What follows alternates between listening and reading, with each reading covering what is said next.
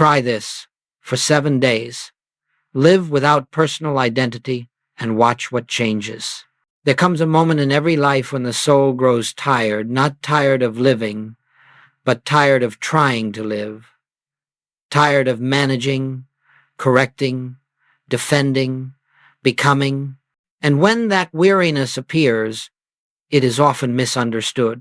We imagine it to be discouragement or failure, but it is neither. It is the holy signal that the soul is ready to rest from the burden it was never meant to carry. You have not come here because you are weak. You have come because something within you has begun to whisper that the weight you have been bearing is not required of you. The constant sense of, I must do, I must become, I must fix, I must protect, this has grown heavy. And the soul, in its wisdom, knows when it has carried enough. The scripture says, Come unto me, all ye that labor and are heavy laden, and I will give you rest. Notice carefully what is said. Not improvement, not reward, not answers. Rest. Rest from what?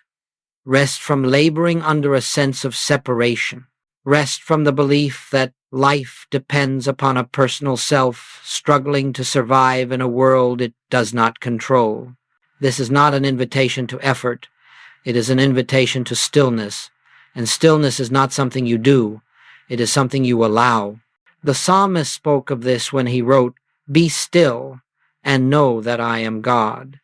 He did not say, think about God. He did not say, believe in God. He said, be still.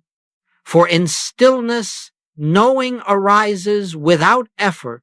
Now let us be clear from the beginning. What we are about to explore is not a challenge in self-discipline, nor a program of self-improvement. It is not about becoming better, more spiritual, more worthy, or more enlightened. It is about allowing something to fall away, something that has been assumed but never questioned. Jesus said, Take my yoke upon you and learn of me, for my yoke is easy and my burden is light. Why is it easy? Why is it light? Because it is not carried by a personal sense of I. The Christ does not strain. The Christ does not struggle. The Christ does not wake each morning asking, How will I manage this day? The burden only appears heavy when it is carried by a false sense of identity. And so before we speak of 7 days, before we speak of any experiment, let us pause here, because this pause is the doorway. You are not being asked to do anything. You are being invited to notice what has already been done through you, without you. The world teaches you that you are a person living a life. The Christ reveals that life is living itself as you. These are not two ways of describing the same thing. They are entirely different standpoints of consciousness. From one, there is fear, effort, and exhaustion. From the other, there is peace without cause and movement without strain. Moses stood before the burning bush and asked the most human of questions, Who shall I say sent me? And the answer that came was not a name, not a form, not a definition. It was simply, I am that I am. Not I will be, not I was, I am. Eternal, present, self-existing being. That same I am is not distant. It is the very awareness reading these words. Yet for centuries, humanity has taken that divine name and fastened it to the personal self. We say, I am afraid, I am sick, I am lacking, I am unworthy. And without knowing it, we place the infinite name upon finite conditions. This is not sin. It is misunderstanding. And misunderstanding is not corrected by effort, but by recognition. The prophet Isaiah spoke for God, saying, I am God, and there is none else. He did not say, I am God somewhere. He said, I am. There is no other I. The Christ revealed by Jesus is not a second identity added to the human one. It is the uncovering of the only identity that has ever been. So we begin here not with instruction, but with listening, not with striving, but with yielding, not with the question, what must I do for the next 7 days, but with a far gentler inquiry. What if the one who thinks he must do something is not who I truly am?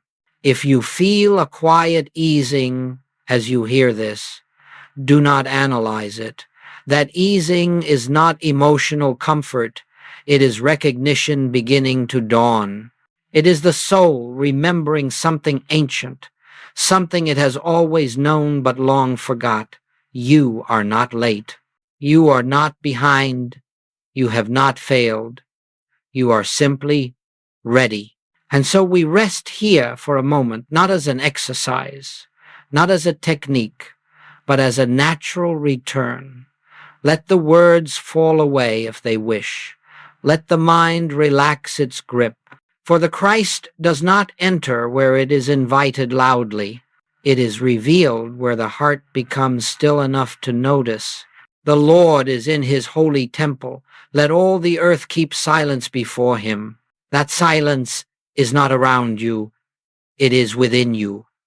And it is from this silence that the journey we are about to explore truly begins. If we are to move gently and honestly into this exploration, we must first look not intellectually, not critically, but contemplatively at what we mean by the word personal. Not to condemn it, not to analyze it, but simply to see it for what it is. For nothing can be released that has not first been recognized. The personal sense of self is not something you created. It was inherited. It arose quietly, innocently, as consciousness learned to navigate a world of form. It is the sense that says, I am the thinker of these thoughts. I am the doer of these actions. I am the carrier of these responsibilities. I am the one who must make life work. This sense is so familiar that it is rarely questioned. And yet, it is this very assumption that Jesus came to dissolve. When the Master said, Why callest thou me good? There is none good but one, that is God. He was not rejecting goodness. He was pointing away from the personal sense that claims ownership of qualities that belong only to the divine. The personal self always wants to say, I am loving, I am patient, I am faithful. But the Christ reveals something far subtler. Love is expressing, patience is unfolding, faith is living itself, not owned, not managed, not possessed. The personal identity believes itself to be a center. It imagines that life flows outward from a private mind into the world. But Jesus reversed this view entirely when he said, I can of mine own self do nothing. This was not humility in the human sense. It was revelation. He was declaring that the personal self is not the source of life, intelligence, or action. He was revealing that the Father, the infinite, impersonal presence, is the only actor. Now listen carefully, because this must not be misunderstood. The personal sense is not an enemy. It is not something to fight, suppress, or destroy. The moment you try to get rid of it, you have already strengthened it, for only a person tries to eliminate a person. The Christ does not battle illusion, it sees through it. The personal self is simply a viewpoint, a lens, through which life has been interpreted. And like all lenses, it can be set down when it is no longer needed. The Apostle Paul touched this truth when he wrote, Yet not I, but Christ liveth in me. He did not say Christ helps me. He did not say Christ improves me. He said not I. That is not annihilation. That is clarification. The personal sense lives in time. It remembers the past. It anticipates the future. It carries regret and fear as though they were possessions. But the Christ lives in now. The Christ says, before Abraham was, I am. Not I was, not I will be. I am. Eternal presence cannot be burdened by history nor threatened by tomorrow. And here we begin to glimpse the quiet secret. Suffering does not arise because conditions exist, but because identity has been placed in the condition. Fear hurts because someone claims it. Lack disturbs because someone believes it belongs to them. Responsibility overwhelms because someone imagines they are the sole source of action. Remove the owner, and the burden dissolves, not by magic, but by truth. This is why Jesus could sleep in a storm. This is why he could stand unmoved before accusation. This is why he could say, peace I leave with you. My peace I give unto you. Not as the world giveth. The world gives peace to the person. The Christ is peace, and therefore cannot lose it. So when we speak of living without personal identity, we are not speaking of becoming passive, indifferent, or detached from life. We are speaking of living from a different center, or more accurately, discovering that there has always been only one center, and it was never personal. The prophet said, in him we live and move and have our being. Not beside him, not helped by him, in him. If this is true, and it is, then the personal sense has never been the doer. It has only believed itself to be, and this belief is not corrected by effort. It is corrected by seeing. When light enters a dark room, darkness does not struggle to leave. It simply is not there anymore. So too, when the Christ is recognized as the true identity, the personal sense gently recedes, not because it is pushed away, but because it is no longer needed. We are not rushing ahead. We are not laying out a system. We are simply allowing understanding to unfold at its own pace. For the Christ never moves hurriedly. It waits patiently until consciousness is ready to recognize what has always been true. And if, as you listen, you feel a subtle resistance, or a quiet curiosity, or even a faint relief, do not analyze that either. These are signs that something deeper than the mind is responding. The seed is not being planted, it is being remembered. Let us continue gently, then, into the next unveiling, not to add more knowledge, but to see more clearly what has been silently shaping your experience all along. There is a burden that most of humanity has carried so long that it is no longer felt as a burden at all. It has become familiar, habitual, almost invisible. And because it is invisible, it is rarely questioned. Yet it is this unseen weight that lies beneath much of what is called struggle, anxiety, and spiritual longing. The burden is not illness, it is not lack, it is not circumstance. The burden is the belief that there is a personal I responsible for life. From the earliest years, this sense is formed quietly. The child learns to say, I must behave, I must succeed, I must protect myself, I must become something, and soon this must becomes the atmosphere of existence. Even our prayers reflect it. We pray as though there were a small self here and a great God there, hoping that help will arrive in time. Yet the Christ reveals no such distance. Jesus said, My Father worketh hitherto, and I work. Notice again the subtlety. He did not say, I decide and the Father assists. He revealed a single action flowing from a single source. And yet the personal sense hears this and immediately translates it into self-effort. I must work harder, pray better, think more positively, live more spiritually. And the burden quietly increases. Even spiritual practices often reinforce this weight. We speak of my healing, my progress, my awakening, my path, and the personal self eagerly accepts these responsibilities, never realizing that it has taken upon itself what it was never meant to carry. The Christ does not awaken, it is awake. The Christ does not heal, it is wholeness itself. The Christ does not progress, it is complete. The scripture says, "Cast thy burden upon the Lord, and he shall sustain thee." But notice what happens. The personal sense casts a problem while retaining identity. It hands over the condition but keeps the burden of being the one who must be sustained.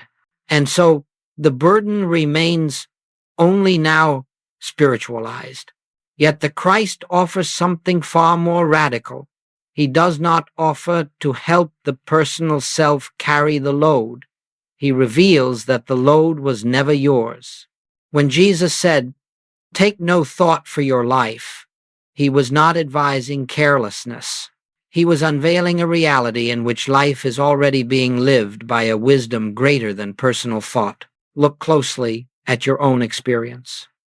How much energy is spent managing outcomes, anticipating danger, rehearsing conversations, revisiting the past, planning for security? This is not life. This is vigilance.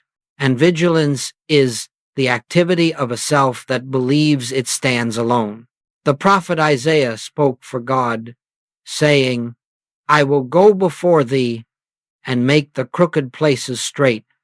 Not I will advise thee how to straighten them. Not I will assist thee when thou hast done thy best. I will go before thee." This is not poetry. This is revelation. Life is not following you. You are following life. And here we begin to see the hidden cost of personal identity. It is not merely emotional fatigue. It is the constant sense of separation from the source of being. It is the belief that love must be earned, safety must be secured, peace must be achieved. It is the feeling of being a fragment in a vast and uncertain world. Jesus never lived from this sense. That is why he could say, "Which of you by taking thought can add 1 cubit unto his stature?" Thought, in the personal sense, adds nothing to being. It only obscures what is already present. The Christ does not improve life. It reveals life as it is. And so the burden we never questioned begins to reveal itself not as something imposed upon us by fate or society, but as an assumption quietly accepted long ago, the assumption that I am a person who must manage life. Do not judge this assumption. Judgment strengthens what it condemns. Simply see it. For the moment it is seen, it begins to loosen its hold. And as it loosens, something unexpected occurs. There is space. There is breath. There is a subtle easing that has no outer cause. This is not relief because circumstances have changed. This is relief because identity has shifted, even slightly. The soul begins to sense that it has been trying to live a life that was never meant to be lived personally. The psalmist wrote, "The Lord is my shepherd, I shall not want." He did not say, "I shall not want if I shepherd myself well." He revealed a state of being in which lack has no foothold because ownership has been relinquished. And so we stand here, not yet releasing the burden, but recognizing it. Recognition always precedes release. You cannot lay down what you do not know you are carrying. But once it is seen, The laying down happens naturally, without force. We are not rushing. We are not demanding change. We are allowing truth to do what truth always does. When it is recognized, it liberates. Let us continue, then, gently, into the next unfolding, where time itself begins to lose its authority, and the sense of urgency that drives the personal self begins to dissolve. There is a tendency in the human mind to believe that truth must be reached gradually, that freedom lies somewhere ahead, that realization is the reward of long effort and faithful endurance. And so the personal sense is always looking forward. One day I will understand. One day I will arrive. One day I will be free. Yet the Christ knows nothing of one day. The Christ lives only as now. When Jesus said, "Now is the accepted time. Behold, now is the day of salvation," he was not offering encouragement. He was stating a fact of being. Salvation is not an event in time. It is the recognition of what is eternally present. And because it is eternally present, it does not require time to become real. It requires only the yielding of the belief that something is missing. So why then do we speak of 7 days? Not because truth unfolds in a week, but because the human sense of identity loosens its grip when time is given a gentle boundary. The personal self is comfortable with endless effort. It is less comfortable with simple experiments. 7 days is not a demand. It is an invitation the personal sense does not resist. In Scripture, 7 is never merely a number. It is a symbol of completeness, not completeness achieved, but completeness revealed. Creation, we are told, was finished in 7 days. Yet God did not become complete on the 7th day. God rested. And in that rest, creation was seen as finished. The work ceased not because it was done by effort, but because it was recognized as already whole. This is the pattern we are touching here, not striving toward wholeness, but resting in it long enough for the illusion of incompleteness to fade. The Christ does not evolve. The Christ does not mature. The Christ does not require development. It is the same yesterday, today, and forever. What changes is not the Christ, but our awareness of it. The human mind believes that if it does not hold tightly to time, something will be lost. Yet it is time itself that keeps the personal self in bondage. Time says, you were damaged, you must repair, you may fail again, you are not there yet. The Christ says, only I am. Jesus never postponed truth. He never said, later you will be free. He said, ye shall know the truth, and the truth shall make you free. Not will make you free, but shall. Freedom is not delayed. It is immediate when truth is recognized. 7 days, then, is not a schedule. It is a soft doorway. It is a way of saying to the personal sense, let us pause our lifelong project of becoming just for a little while, not forever, not heroically, just enough to see what happens when the burden of time is set down. During these days, nothing is being built, nothing is being achieved, nothing is being accumulated. The Christ is not strengthened by duration. Silence does not deepen because of hours counted. Recognition is not impressed by calendars. And yet, something subtle occurs when the mind is told it need not carry the future for a short while. Anxiety begins to loosen. Urgency begins to soften. The constant inner voice that says, I must hurry, I must get this right, I must not waste time, begins to lose its authority. The prophet wrote, "They that wait upon the Lord shall renew their strength." But waiting in the spiritual sense is not passive endurance. It is the cessation of self-driven motion. It is the quiet standing aside that allows divine activity to be revealed. Strength is renewed not because effort continues, but because effort stops. 7 days is enough, because truth does not need proof, it needs exposure. When sunlight enters a room, it does not ask how long the darkness has been there. Darkness has no history in the presence of light. In the same way, the personal sense, no matter how long it has governed experience, has no power when the Christ is recognized, even briefly, and so we do not enter these days with expectation. Expectation belongs to time. We enter with openness. We are not watching the clock. We are not measuring progress. We are simply allowing the false sense of urgency to rest. This is not delay. This is not postponement. This is immediacy revealed through gentleness. For the Christ is not dramatic. It does not announce itself. It becomes evident the moment resistance relaxes. If you feel even a faint sense of relief at the thought that nothing must be accomplished, that no future moment holds your freedom, then you are already touching the truth. That relief is not emotional comfort. It is the recognition that eternity does not hurry.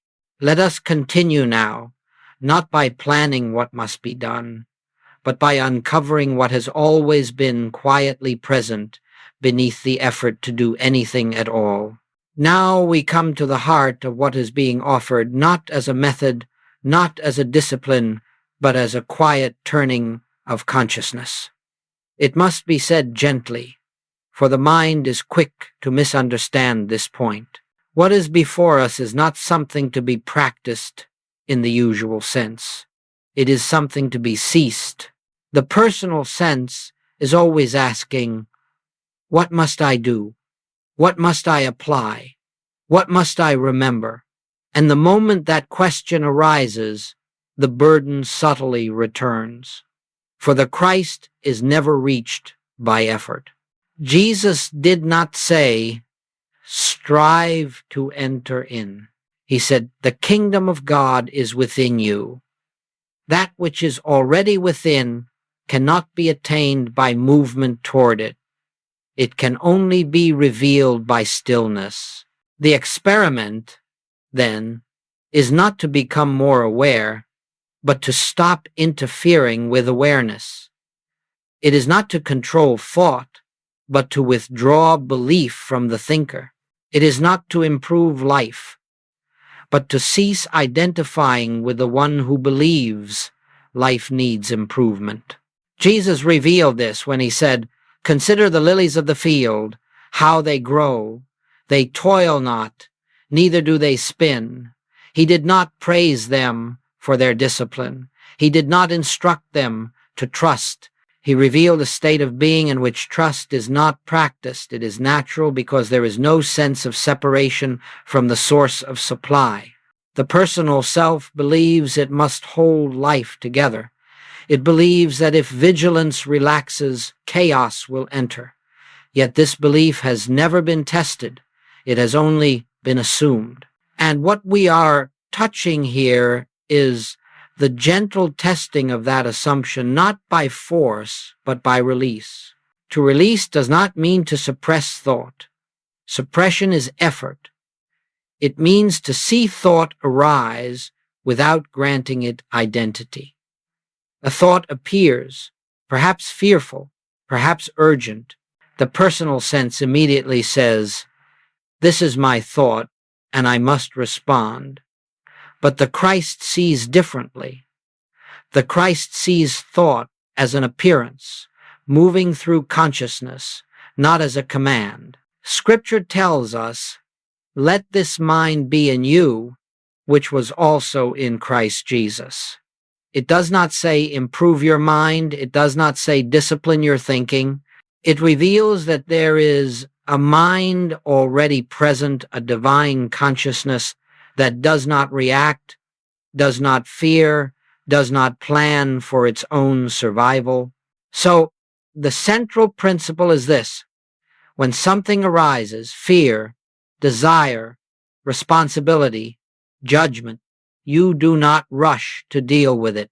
You do not deny it. You do not spiritualize it. You simply refrain from saying, "This is mine."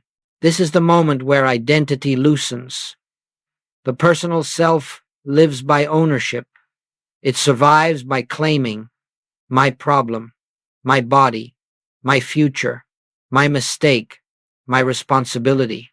But the Christ claims nothing and therefore carries nothing. Jesus said, "Take therefore no thought for the morrow." Again, this is not advice, it is revelation.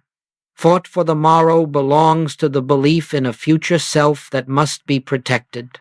The Christ lives as now, and now requires no defense.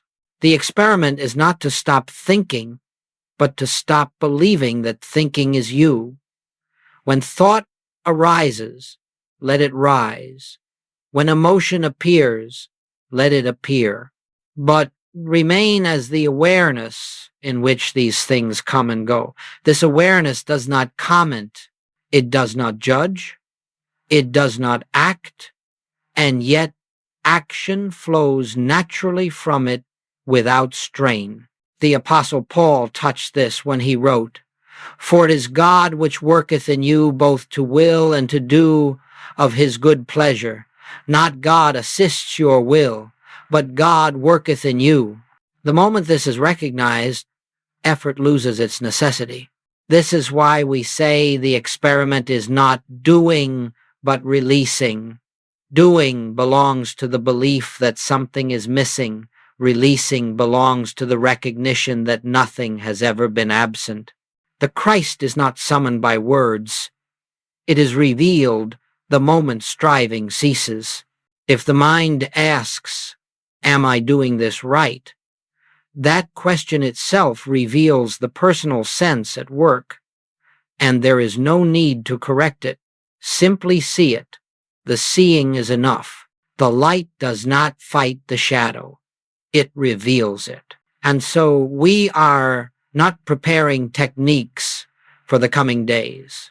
We are preparing willingness. Willingness to pause, willingness to let go of ownership, willingness to discover that life has always been living itself without personal supervision. This is not passivity. It is trust without effort. It is faith without belief. It is rest without collapse.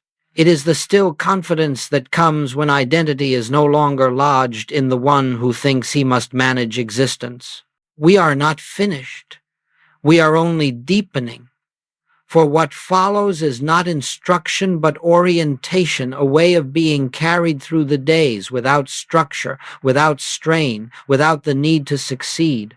Let us continue now into that unfolding, where the days are no longer measured by tasks, but by a single, gentle inner stance. Now we arrive at what may seem, to the personal sense, the most unusual part of this entire journey. For here there are no steps to follow, no schedule to keep, no spiritual assignments to complete. There is no marking of progress, no checking of results, no measuring of success, and yet this is not disorder. It is the highest form of order, the order that arises when life is allowed to live itself. The 7 days are not 7 different practices. They are not stages of ascent. They are not levels of attainment. They are simply 7 opportunities to remain in a single orientation of consciousness. And that orientation is this: whenever something arises, you pause. You do not pause to analyze.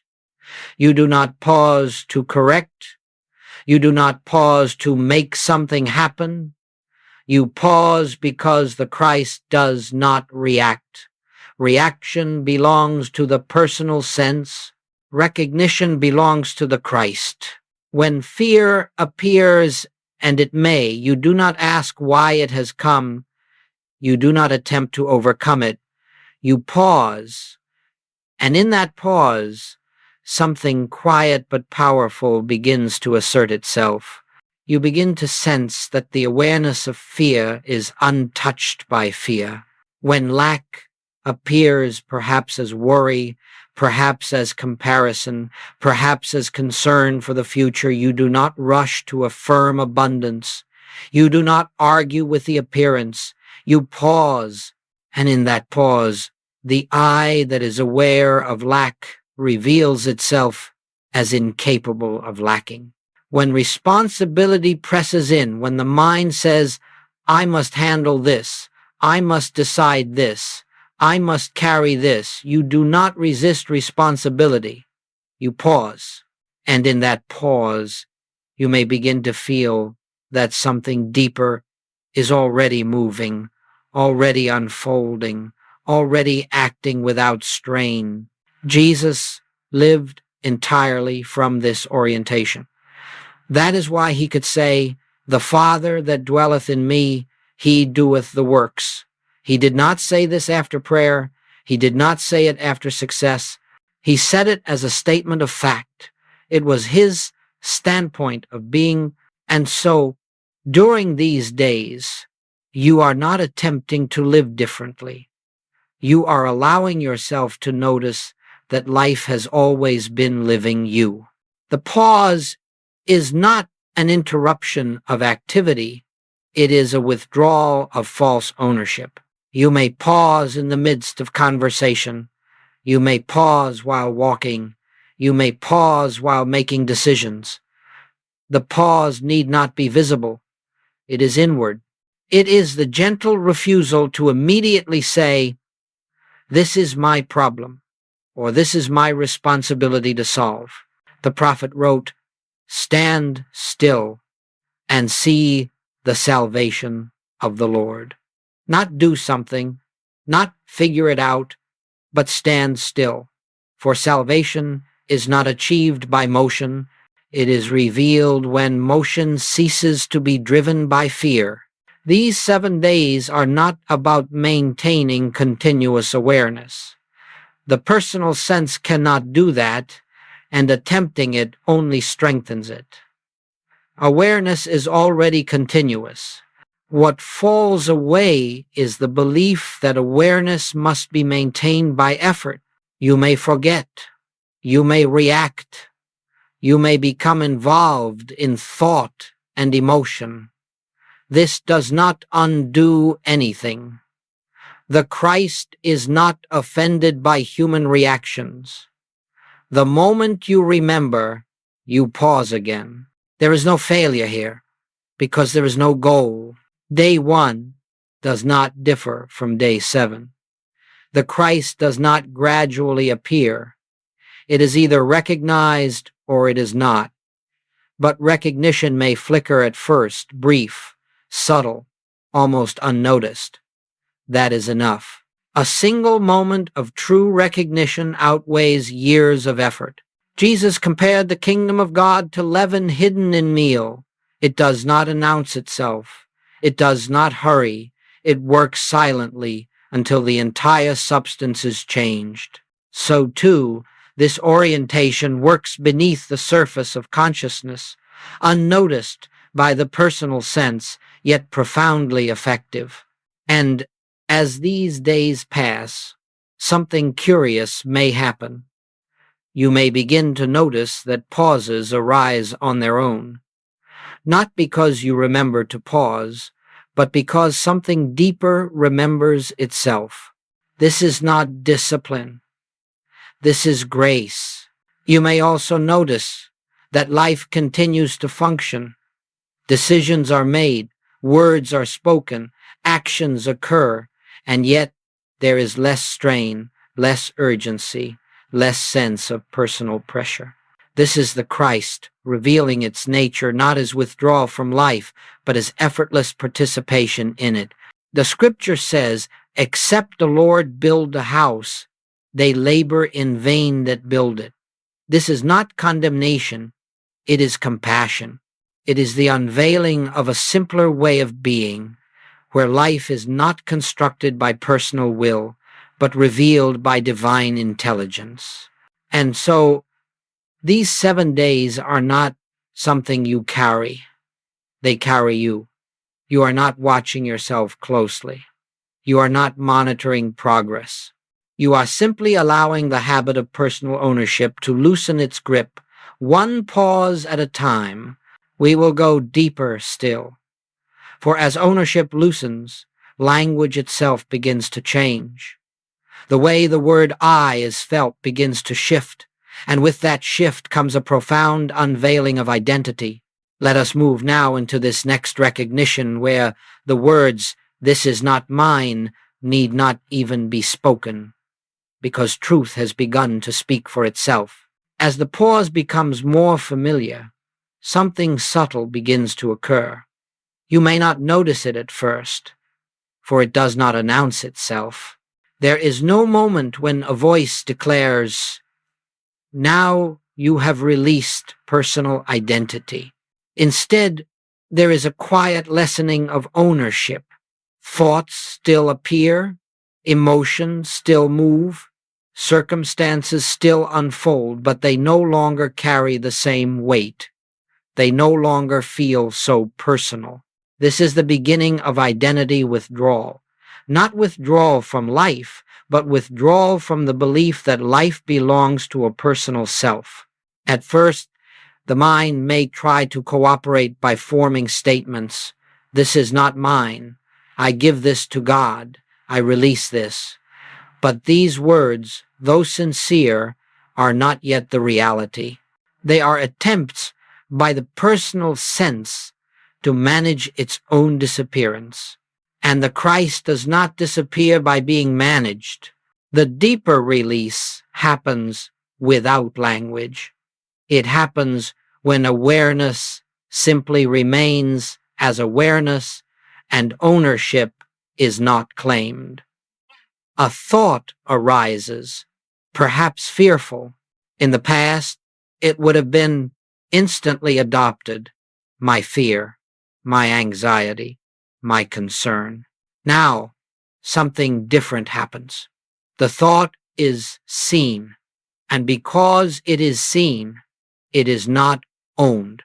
Jesus revealed this distinction when he said, "Why take ye thought for raiment?" He did not deny that thought appears. He revealed that thought does not need to be taken. The taking is the act of personal identity. The not taking is the activity of the Christ. You begin to see that suffering does not come from thought or emotion themselves. It comes from the moment they are claimed as me. The Christ never says me to a condition. The Christ says, "Only I am," and that I am remains untouched by what passes through consciousness. The psalmist wrote, "I have set the Lord always before me. Because he is at my right hand, I shall not be moved." This does not mean that problems vanish. It means that identity has shifted from what is moving to that which is unmoved. When fear arises and no one claims it, it begins to dissolve, not because it is fought, but because fear cannot survive without a host. When lack appears and no one identifies with it, it loses its authority. It may still appear as a circumstance, but it no longer defines being.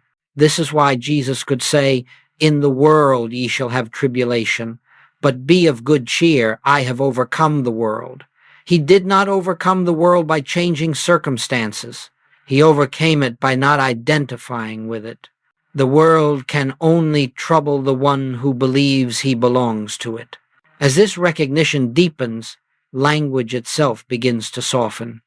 You may find that you no longer say, "I am angry," but simply notice anger passing. You may no longer say, I am afraid, but see fear as a movement in consciousness. This is not suppression. Suppression is force. This is freedom. The Apostle Paul expressed this when he said, I die daily. He was not speaking of physical death. He was speaking of the daily, gentle dying of personal ownership. The personal sense is not destroyed. It is outgrown. It loses its central position and becomes transparent. At this stage, the Christ begins to feel less like an idea and more like a presence. Not a presence you summon, but a presence that has always been there, quietly waiting for attention to shift. You begin to sense that awareness itself is stable, unmoving, unthreatened. It does not rush. It does not react. It does not defend. And because awareness is no longer entangled in what appears, action becomes simpler. Decisions arise without anxiety. Words come without rehearsal. Silence becomes comfortable. Life begins to feel less like a task and more like a flow. Jesus said, He that believeth on me, the works that I do, shall he do also. This was not a promise of miracles. It was a revelation of identity. When the personal sense steps aside, the same consciousness that lived through Jesus lives through you, not as imitation, but as expression. You may notice that you are no longer asking, what should I do? Instead, something acts. This does not mean passivity. It means that action no longer carries the weight of self-importance. It is not my action. It is life unfolding. This is the meaning of saying, this is not mine, without words. It is not denial. It is not avoidance. It is the recognition that nothing that appears has the authority to define what you are. And as this recognition stabilizes, something else begins to emerge, something quiet, unmistakable, and deeply reassuring. You begin to see that peace is not something you feel occasionally. It is something you are. Let us move now into this next unfolding, where the effects of this recognition begin to show themselves naturally, without effort, without intention, without striving. As identity loosens its grip on the personal sense, changes begin to appear not as events, not as achievements, but as quiet evidences of a deeper order coming into view. These changes are often overlooked at first, because the personal mind expects drama. It looks for signs, results, proofs, but the Christ reveals itself gently, like dawn rather than lightning. One of the first things you may notice is a lessening of urgency. Situations that once demanded immediate reaction no longer press with the same intensity. The mind may still present its familiar messages. This must be handled now. This is serious. This cannot wait, but something deeper does not rush to obey. There is space where there once was compulsion. This is not indifference. It is discernment. The Christ does not hurry because eternity has no deadlines. Jesus moved deliberately, calmly, even when crowds pressed upon him, even when danger was near. He lived from a place where time did not rule. You may also notice that thoughts lose their sharpness. They still arise, but they do not pierce as deeply. Worry may appear, but it fades more quickly. Old patterns of self-criticism may surface, but they no longer seem authoritative. This is not because you are managing thought better, but because thought is no longer managing you. The prophet spoke of this when he said, Thou wilt keep him in perfect peace, whose mind is stayed on thee. Peace does not come from the absence of thought, but from the mind resting in a deeper center than thought. Another sign is a subtle softening in your relationships. You may find yourself listening more and defending less. Reactivity loosens. The need to be right diminishes. Not because you are practicing kindness, but because the personal self that needed validation is no longer at the center. The Christ has no need to protect an image. Jesus said, "Judge not, that ye be not judged." This was not a moral command. It was a description of consciousness. Judgment arises from separation.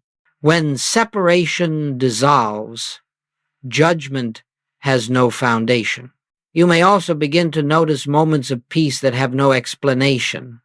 No condition has changed. No problem has been solved, and yet there is calm. This peace does not announce itself as spiritual. It simply is.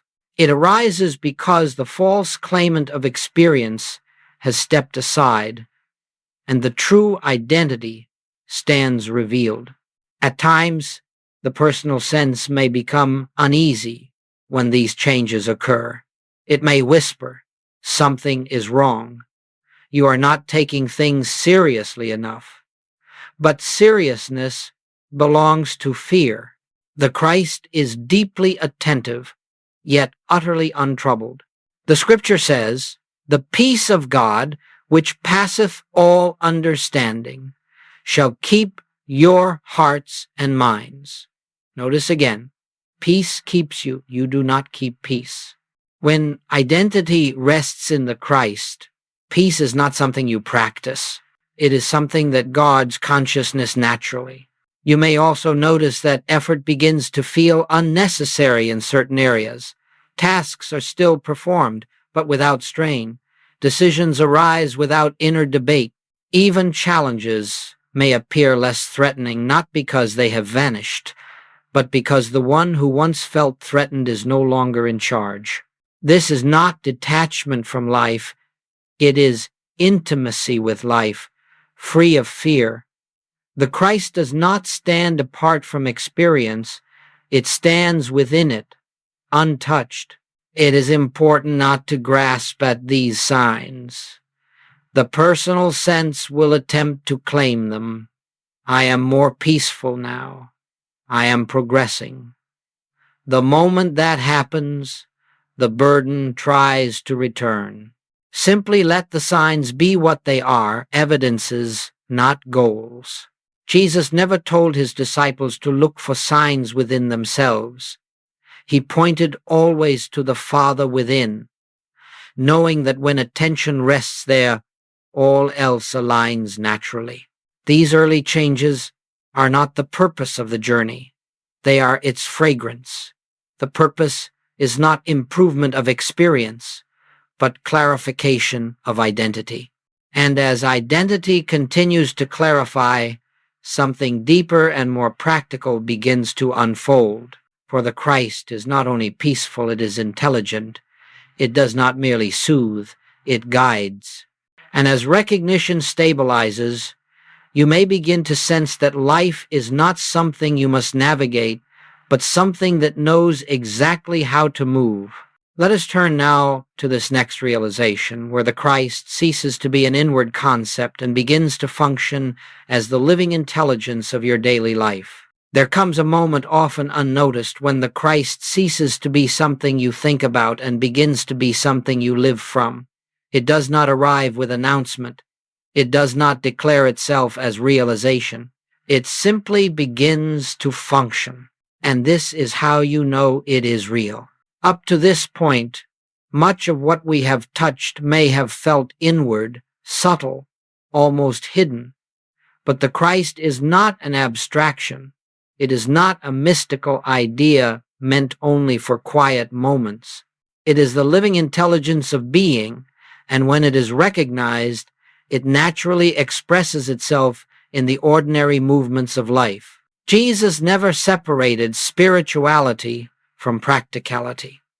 He did not retreat from the world to preserve his peace.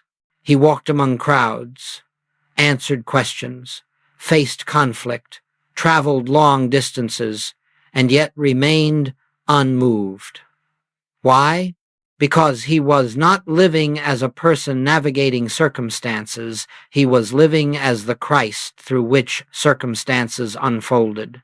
He said, "The words that I speak unto you, I speak not of myself, but the Father that dwelleth in me, he doeth the works." Notice again the simplicity. He did not say, "I pray before I speak." He did not say, "I try to listen carefully." He revealed a state of consciousness in which speech arises from a deeper source than personal thought. As the Christ becomes practical in your own experience, you may notice that decisions no longer feel burdensome. There is less inner debate, less weighing of options, less fear of making the wrong choice. This does not mean that choices disappear. It means that choice is no longer driven by anxiety. The Christ does not deliberate in fear. It knows, and this knowing is not intellectual. It is quiet, immediate, and certain without argument.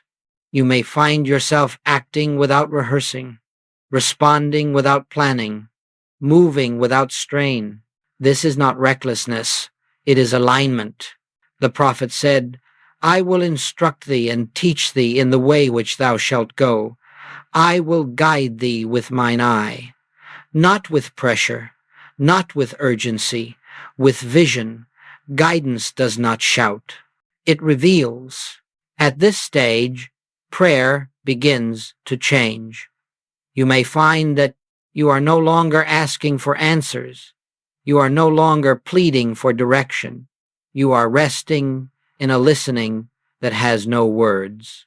And in that listening, life arranges itself.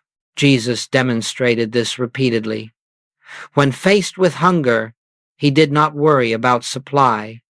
When faced with illness, he did not struggle to heal. When faced with hostility, he did not defend himself. He stood in the awareness that the Christ is not reactive. And because it is not reactive, it is effective. You may notice that problems no longer dominate your inner space. They still appear as situations, but they do not occupy consciousness. They do not demand attention. They do not insist on personal effort. And often, though not always immediately, they resolve themselves in ways the personal mind could never have planned. This is not because you have learned a better strategy. It is because strategy has given way to intelligence. The Christ is not clever. It is wise. It does not manipulate outcomes. It allows harmony to reveal itself. The Apostle Paul spoke of this when he said, "I have learned, in whatsoever state I am, therewith to be content." This was not resignation. It was mastery, not over circumstances, but over identity. Contentment arises when identity rests in what is unchanging. As the Christ becomes practical, you may also notice a new simplicity in your desires. You want less, yet feel more fulfilled. You chase less, yet receive more. Not because you are denying desire, but because desire has returned to its source. The Christ lacks nothing, and therefore does not seek. This is the point at which the spiritual life ceases to feel like a separate activity. There is no longer spiritual time and ordinary time. There is only life lived from a different center. Washing dishes, speaking with a friend, facing a challenge, none of these pull you away from the Christ. They are expressions of it. Jesus said, "My meat is to do the will of him that sent me." This was not obedience to an external command. It was nourishment. When life is lived from the Christ, action itself becomes sustaining. This is not something you force. It is something you notice after it has already begun. The personal sense steps back, not because it has been disciplined, but because it has been outgrown. And in that stepping back, something infinitely capable steps forward. Yet even here, there is more to be uncovered, for as the Christ becomes practical, it also reveals something startling. Problems themselves begin to lose their voice, not because they vanish instantly, but because they no longer speak to anyone who believes they must respond. Let us move now into this next unveiling, where the authority of problems dissolves and experience is no longer ruled by what once seemed powerful. There is a discovery that comes quietly, almost unexpectedly, as identity rests more deeply in the Christ awareness. It is not announced with excitement, nor does it present itself as victory.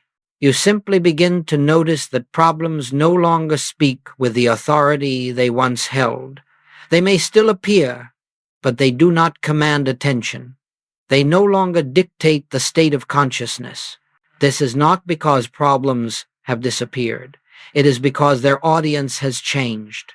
A problem has power only when it is speaking to a personal sense of self, one who believes it must respond, resolve, defend, or correct. The moment that personal sense loosens, the problem loses its voice. It may still exist as a circumstance, but it can no longer define identity. Jesus revealed this when he said, "In the world ye shall have tribulation." He did not deny the appearance of difficulty, but he continued, "Be of good cheer. I have overcome the world." Notice carefully. He did not say the world would be removed. He said it would be overcome. And the overcoming did not occur through force, but through transcendence of identification. The personal sense lives under the authority of appearance. It believes that what is seen, felt, or reported must be obeyed. The Christ lives under the authority of being. It knows that appearance has no creative power. Appearance can report, but it cannot rule. This is why fear loses its grip when identity shifts. Fear speaks loudly, but it has no substance of its own. It requires belief to survive. When fear arises and no one says, "This is my fear," it begins to dissolve. It is like a voice echoing in an empty room. The psalmist wrote, "Though an host should encamp against me, my heart shall not fear." This was not optimism. It was identity speaking. Fear cannot occupy a heart that does not belong to the personal self. The same is true of lack. Lack appears powerful only to the one who believes supply must come from outside. But Jesus said, "Fear not, little flock, for it is your Father's good pleasure to give you the kingdom. The kingdom is not added to you, it is revealed as you. And what is revealed cannot be withheld." As this recognition deepens, you may notice that problems no longer demand constant mental engagement. You are no longer rehearsing them, explaining them, justifying them, or defending against them. They may arise, but they pass more quickly. They do not linger because they are not being fed.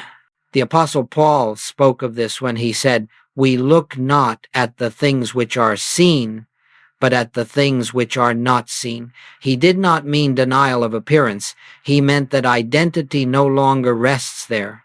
Consciousness has found a deeper anchor. This does not mean that you become careless.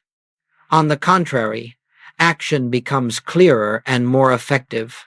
When a problem does require response, that response arises without panic, without mental noise, without the weight of personal responsibility. It is done, and then it is released. The Christ does not carry yesterday's problem into today. It does not anticipate tomorrow's difficulty. It acts in the present and rests in the present. That is why Jesus could say, Sufficient unto the day is the evil thereof, not because evil is important, but because tomorrow does not exist for the Christ. At this point, many are tempted to believe they have achieved detachment, but detachment still implies separation. What is happening here is not detachment from life, but intimacy with life, free of fear. Problems lose their voice, not because they are ignored, but because they are no longer mistaken for identity. You may still notice thoughts saying, "This could go wrong," or "This might not work." But these thoughts now sound hollow. They no longer feel urgent. They no longer feel convincing. They are seen as movements, not commands. Jesus demonstrated this when he stood before the cross. He did not deny the appearance of suffering, but he did not identify with it.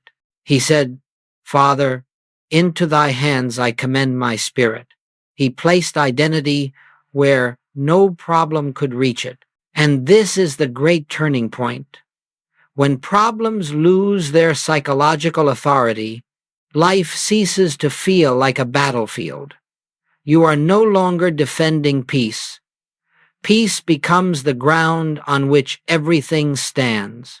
Yet, just as freedom begins to reveal itself, there often arises a final resistance, quiet, subtle, and deeply human. It is the fear that if the personal sense dissolves completely, something essential will be lost. Let us move now into this next and delicate unveiling, the fear that appears just before freedom, and why it has no power once it is seen. As the personal sense begins to loosen its final hold, there often arises a fear so quiet and subtle that it may not at first be recognized as fear at all. It does not shout. It does not panic. It whispers.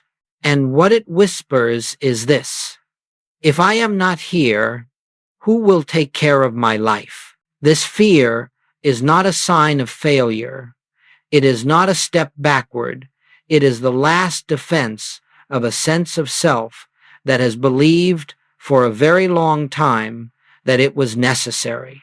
And because it has been believed necessary, it fears its own disappearance. The mind says, if I stop managing, things will fall apart. If I do not plan, protect, anticipate, and control, I will be harmed.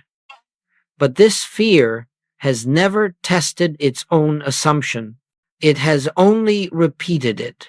And now, as silence grows more familiar than effort, the assumption trembles.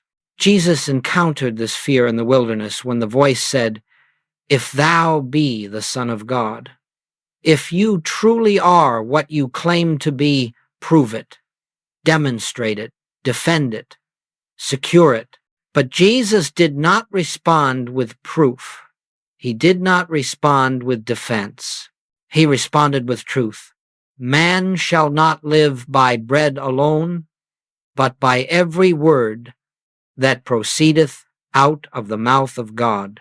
In other words, life is not sustained by personal effort. It is sustained by divine being. This fear often appears as concern for responsibility. What about my family, my work, my obligations? But responsibility, when claimed personally, becomes burden. When lived as expression, it becomes grace. The Christ does not abandon responsibility. It fulfills it without strain. The prophet Isaiah heard God say, "I will uphold thee with the right hand of my righteousness." Not "I will help you uphold yourself," not "I will strengthen your efforts." "I will uphold thee." The fear arises only when this promise is not trusted as literal truth. There may also be a fear of losing individuality. If the personal self dissolves, will I become nothing? Will I disappear? But individuality is not destroyed by the Christ. It is purified. What falls away is not uniqueness, but separation. The wave does not cease to exist when it knows itself as water. It ceases only to fear the ocean. Jesus said, "Whosoever shall lose his life for my sake shall find it." This was never a call to self-erasure. It was a revelation that the false sense of life must fall away for the true life to be revealed. What is lost is limitation. What is found is fullness. This fear may appear suddenly, even after long periods of peace. Do not be alarmed by it. Do not analyze it. Do not attempt to overcome it. Simply see it for what it is, the last echo of a belief that no longer has authority. Fear always speaks in the future tense. What if? What will happen? What might occur? The Christ speaks only as now. And in now, fear has no substance. The psalmist wrote, "Yea, though I walk through the valley of the shadow of death, I will fear no evil." Not because the valley disappears, but because identity is not placed in the shadow. Fear dissolves when it is seen as a shadow, an appearance without substance. As this final fear is met with understanding, something extraordinary happens. Trust arises without effort, not trust in outcomes, not trust in circumstances, but trust in being itself. You begin to sense, not as belief, but as knowing that life has always been carrying you. And when this knowing stabilizes, the personal sense no longer needs to defend its existence. It gently recedes, like a servant who realizes the master has always been present. Now we are ready to move into the next unfolding, not the disappearance of life, but the emergence of a new way of living, a way not governed by personal effort, but by divine unfolding. Let us continue into this recognition where life is no longer owned, but lived, no longer managed, but expressed. When the final defenses of personal sense begin to soften, something entirely new yet strangely familiar comes into view. It is not dramatic. It does not announce itself as a spiritual attainment. It simply feels natural. Life begins to move without the constant sense of mine. And in that absence of ownership, a deeper harmony quietly takes over. Living without ownership does not mean withdrawing from life. It does not mean neglecting duties, abandoning relationships, or refusing action. It means that action is no longer claimed as personal. The sense that I am the one doing this gently dissolves, and in its place arises a quiet awareness that life itself is acting. Jesus lived entirely from this standpoint. That is why he could say, "I seek not mine own will, but the will of the Father which hath sent me." This was not submission to an external authority. It was the recognition that there is only one will, one intelligence, one life expressing itself through all forms. When ownership falls away, you may notice that activity continues, but strain does not. Words are spoken, but they are not rehearsed. Decisions are made, but they are not agonized over. Love flows, but it is not demanded. Forgiveness happens, but it is not forced.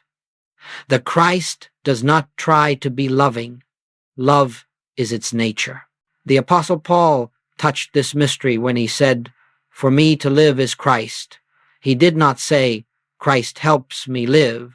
He did not say, "I try to live like Christ." He revealed identity. Life itself, lived through him, was Christ. At this stage, you may notice that you no longer judge experiences so quickly as good or bad. Events are allowed to unfold without immediate interpretation. The need to label, to resist, to control begins to fade.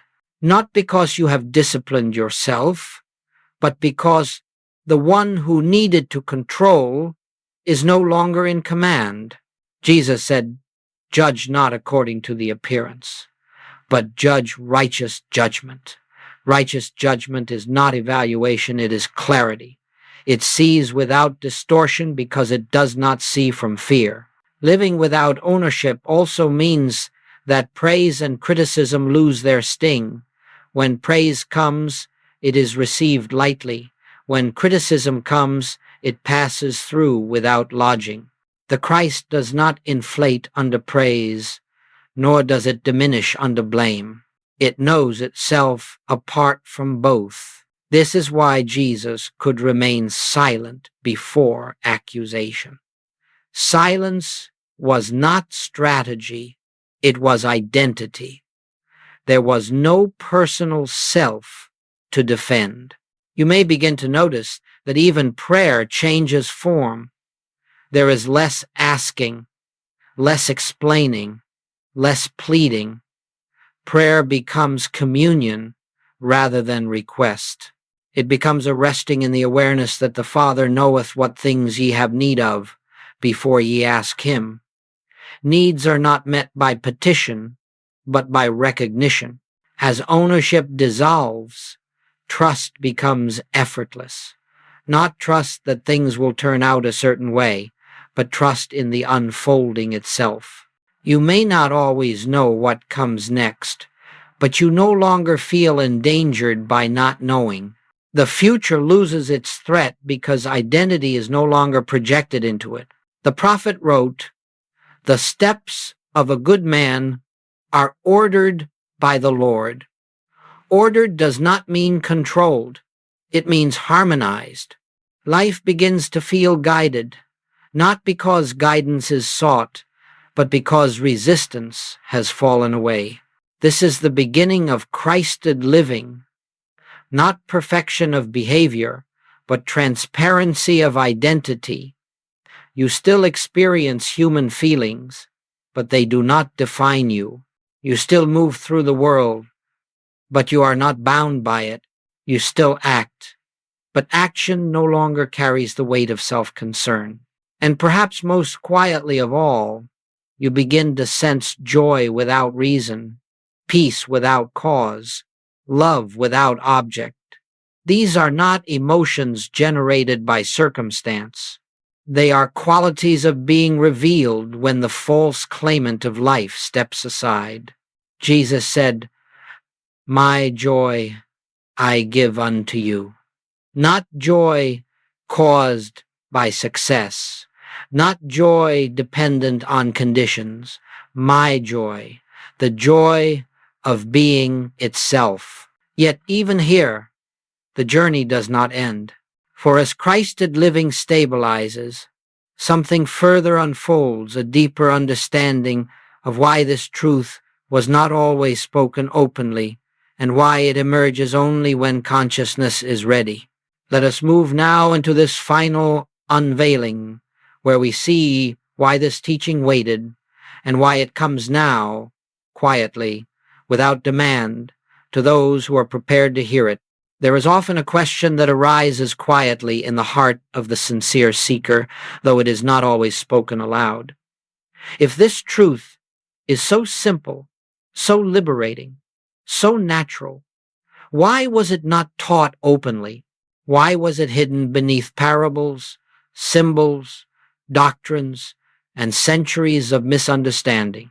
The answer is not found in history, nor in institutions, nor in deliberate concealment. It is found in consciousness itself. Truth has never been withheld. It is only waited. Jesus spoke plainly when he said, "I have many things to say unto you, but ye cannot bear them now." He did not say this in judgment. He said it in compassion. Revelation is not limited by the one who speaks it. It is limited by the one who hears it. You cannot pour the infinite into a vessel that still believes itself to be small. For most of human history, consciousness lived almost entirely from the personal sense. Identity was bound to tribe, body, survival, authority, and fear. A world that believes itself separate cannot receive the revelation that separation has never existed.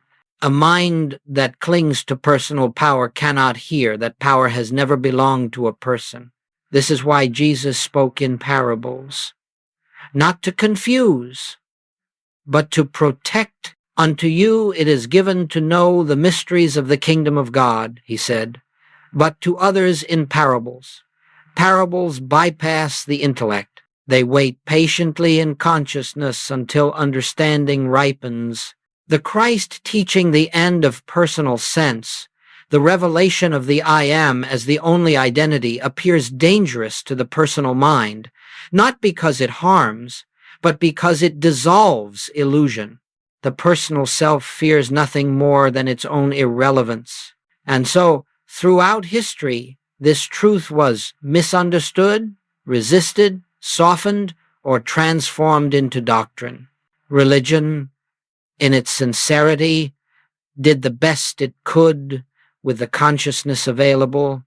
It preserved the story of Jesus when the world could not yet receive the state of consciousness from which he lived. It gave form when essence was too vast to grasp. It gave belief where realization was not yet possible. This was not error. It was necessity. The Apostle Paul wrote, "When I was a child, I spake as a child, I understood as a child, but when I became a man, I put away childish things." Humanity has been maturing. Consciousness has been ripening, and what could not be born before begins to reveal itself naturally when fear loosens its grip. For centuries, the personal sense needed a personal God, someone to reward, punish, protect, and judge. An impersonal presence could not be trusted. It could not be bargained with. It could not be controlled. And so the Christ was turned into a person safely placed in history, safely removed from immediate experience. But something has changed. The world has grown weary of fear-based living, weary of external authority, weary of endless striving and self-improvement, weary of seeking God outwardly while suffering inwardly. And in this weariness, readiness is born. Joel Goldsmith recognized this shift. He saw that many were no longer satisfied with belief. They wanted experience. They wanted reality. They wanted to know not about God, but as God, in the sense that Jesus revealed when he said, "I and the Father are one." This teaching does not appear to the masses all at once.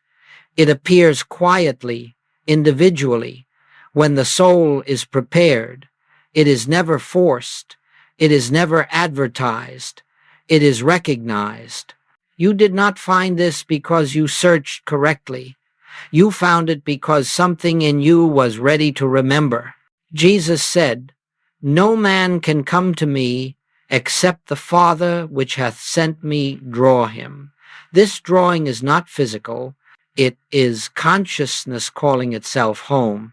And so, if these words resonate, if they feel familiar rather than new, it is because they are not entering you from the outside.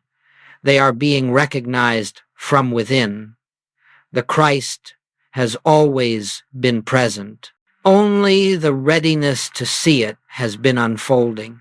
This is why the teaching is simple, yet not easily grasped. It asks nothing of the personal self, and the personal self resists irrelevance. It promises no reward, and the personal self seeks gain. It offers no identity to adopt, and the personal self wants to become something. But to the one who is ready, this teaching is not threatening. It is relief. And now, having seen why this truth waited, we come naturally to the final movement, not a conclusion, not a summary, but a return to the silence from which all truth arises. Let us move gently now into this resting place, where words fall away and only being remains. And now we come not to an ending, but to a resting place. Not a conclusion of thought, but a return to that which was present before any thought arose. For the purpose of every word spoken has never been to give you something new, but to lead you back to what has always been quietly aware. If you have listened only with the mind, then you have heard ideas. But if you have listened with the heart, with the inner ear, then something deeper has been touched, something that does not argue, does not analyze, does not ask for proof. That something is the Christ, not as a belief, not as a concept, but as the living awareness that is hearing these words now. Jesus never ended his teaching with explanation. He ended it with invitation. Abide in me. He did not say, understand me. He did not say, remember my words. He said, abide. Abiding is not effort. It is remaining where you already are. And so we are not carrying anything forward from this moment. We are not taking a teaching into the future. We are simply noticing what is present now. When the need to become, to fix, to understand has gently fallen away.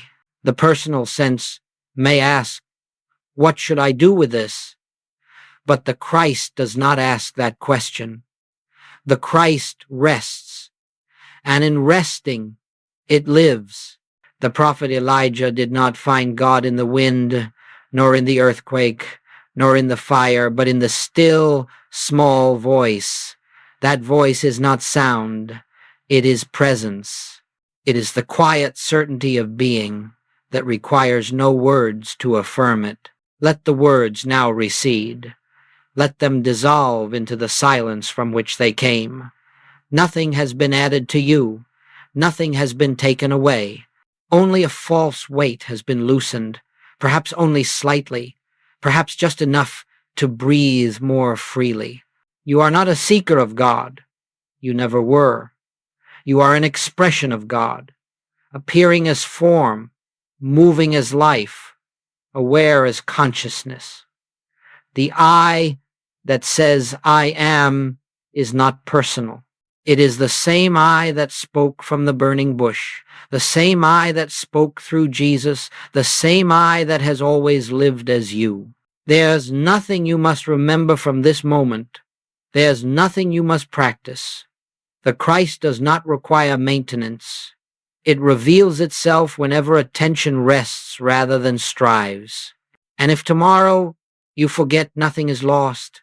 If you struggle again, nothing is undone. Truth is not fragile. It does not come and go. It waits patiently, eternally present, ready to be recognized the moment effort gives way to stillness. The psalmist said, in quietness and in confidence shall be your strength. Not in effort, not in understanding, in quietness. So let us rest here, not trying to hold this state, not trying to preserve this peace, but simply allowing life to be what it already is. The Christ lives you. It always has. And when you rise from this moment, you do not leave this awareness behind. You carry nothing with you because nothing was given. You simply move as life moving, speak as life speaking, act as life acting. This is not the end of a journey. It is the end of unnecessary striving. And from here, life unfolds, not from effort, but from grace.